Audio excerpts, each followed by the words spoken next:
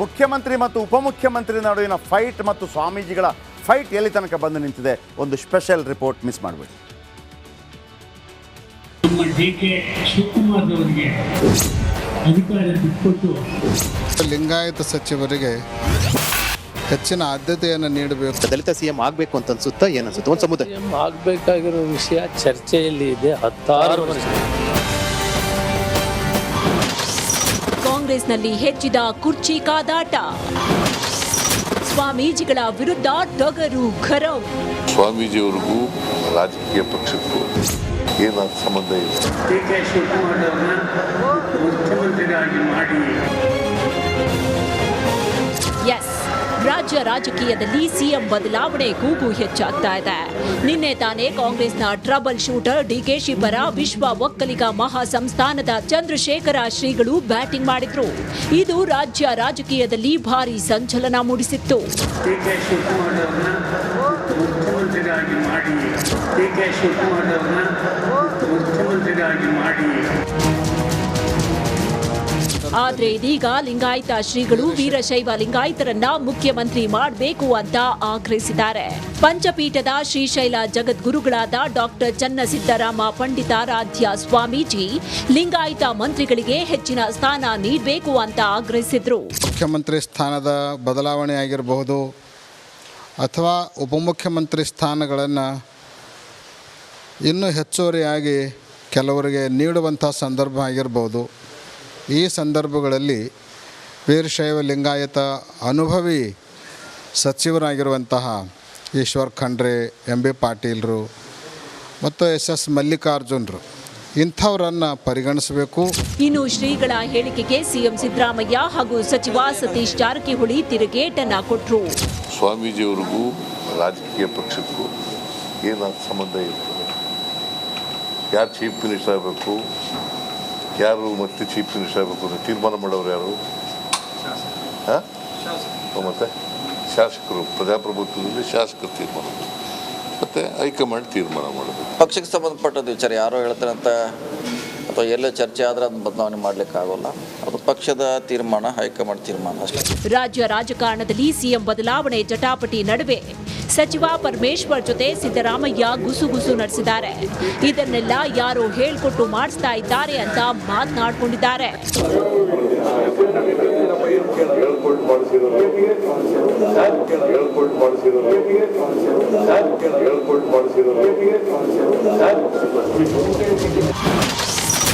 ಸರ್ಕಾರದಲ್ಲಿ ಮತ್ತೆ ದಲಿತ ಸಿಎಂ ಕೂಗು. ಒಕ್ಕಲಿಗ ಲಿಂಗಾಯತ ಸಿಎಂ ಜಟಾಪಟಿ ಮಧ್ಯೆ ದಲಿತ ಸಿಎಂ ಕೂಗು ಸರ್ಕಾರದ ಸಚಿವರಿಂದಲೇ ಎದ್ದಿದೆ. ಸಚಿವ ಮುನಿಯಪ್ಪ ದಲಿತ ಸಿಎಂ ಪ್ರಸ್ತಾಪ ಮಾಡಿದ್ದು ಭಾರಿ ಸಂಚಲನ ಮೂಡಿಸಿದೆ.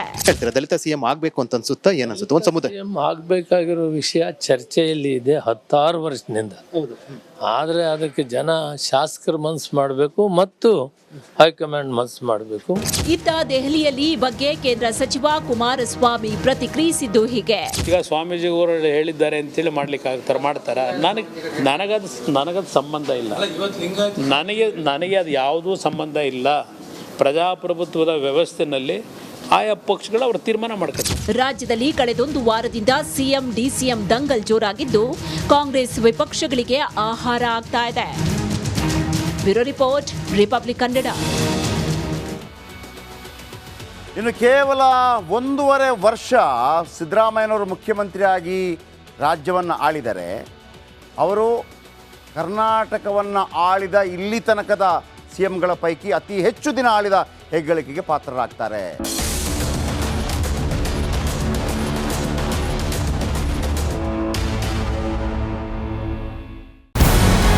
ನಮಸ್ಕಾರ, ಕರ್ನಾಟಕ ಪ್ರೈಮ್ ಟೈಮ್ಗೆ ಸ್ವಾಗತ. ನಾನು ಜಯಪ್ರಕಾಶ್ ಶೆಟ್ಟಿ.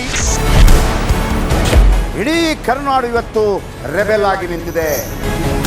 ಈ ಹಗರಣಗಳನ್ನು ಸದನದಲ್ಲಿ ಪ್ರಸ್ತಾಪ ಮಾಡಲು ಕೂಡ ಕಾಂಗ್ರೆಸ್ ಹಿಂದೇಟು ಹಾಕಿದ್ದೇಕೆ?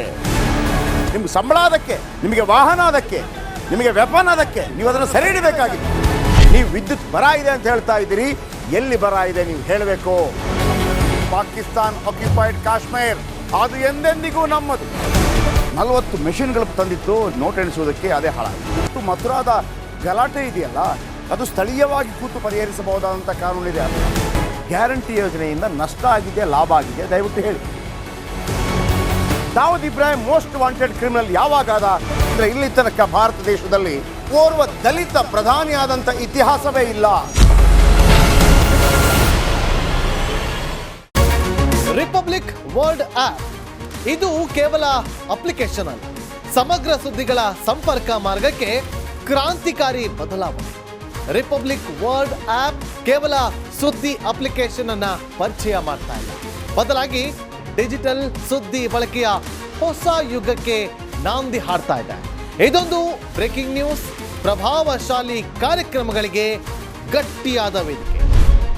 ರಿಪಬ್ಲಿಕ್ ವರ್ಲ್ಡ್ ಅಪ್ಲಿಕೇಶನ್ ಈಗ ಲೈವ್ ಆಗಿದೆ. ಗೂಗಲ್ ಪ್ಲೇ ಸ್ಟೋರ್ ಮತ್ತು ಆಪಲ್ ಆಪ್ ಸ್ಟೋರ್ ಎರಡರಲ್ಲೂ ಲಭ್ಯವಿದೆ. ಈಗಲೇ ಡೌನ್ಲೋಡ್ ಮಾಡಿ.